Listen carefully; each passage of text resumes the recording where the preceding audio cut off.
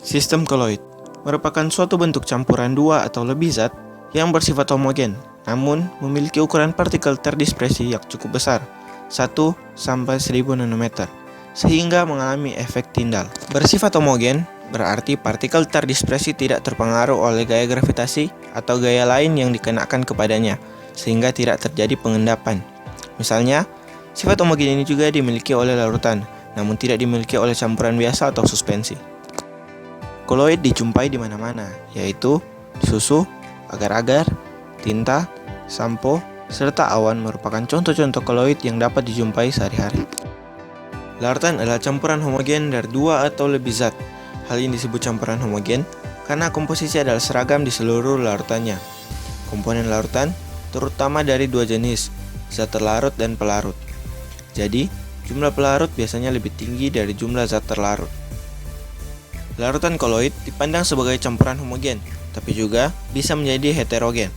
Partikel dalam larutan koloid adalah ukuran menengah dibandingkan dengan partikel dalam larutan dan suspensi. Suspensi merupakan campuran zat heterogen. Ada dua komponen dalam suspensi, bahan yang tersebar dan media dispersi. Ada partikel padat yang lebih besar, didistribusikan dalam media pendispersi. Media bisa menjadi cair, gas, atau padat. Ada beberapa perbedaan antara larutan, koloid, dan suspensi.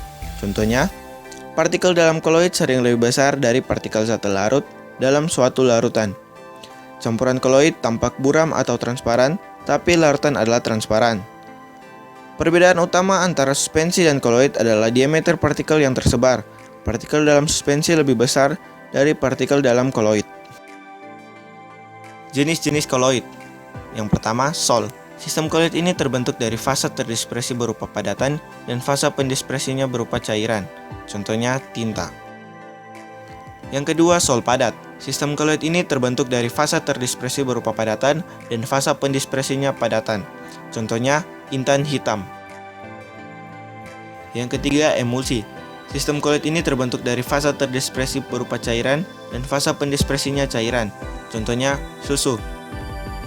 Yang keempat, emulsi padat. Sistem koloid ini terbentuk dari fase terdispersi berupa cairan dan fase pendispersinya berupa padatan. Contohnya jelly. Yang kelima, aerosol padat.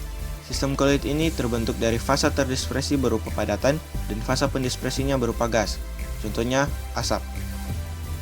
Yang keenam, aerosol cair. Sistem koloid ini terbentuk dari fase terdispersi berupa cairan dan fase pendispersinya berupa gas. Contohnya awan. Yang ketujuh, buih. Sistem koloid ini terbentuk dari fase terdispersi berupa gas dan fase pendispersinya berupa cairan. Contohnya buih sabun. Yang kedelapan, buih padat. Sistem koloid ini terbentuk dari fase terdispersi berupa gas dan fase pendispersinya berupa padatan. Contohnya batu apung.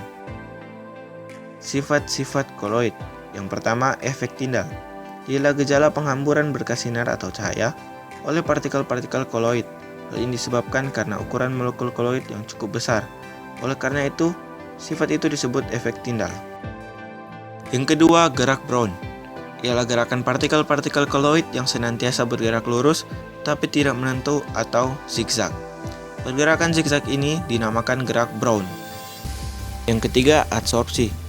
Ialah peristiwa penyerapan partikel atau ion atau senyawa lain pada permukaan partikel koloid yang disebabkan oleh luasnya permukaan partikel. Cara dispersi.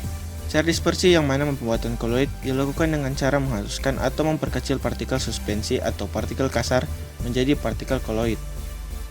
Contohnya, cara mekanik. Cara mekanik dilakukan dengan menggeruskan atau menggiling suspensi hingga menjadi koloid dengan alat koloid mill. Setelah itu, partikel halus yang telah dibentuk didispersikan dalam medium atau media pendispersi. Contohnya, pembuatan cat. Sistem koloid dalam kehidupan sehari-hari.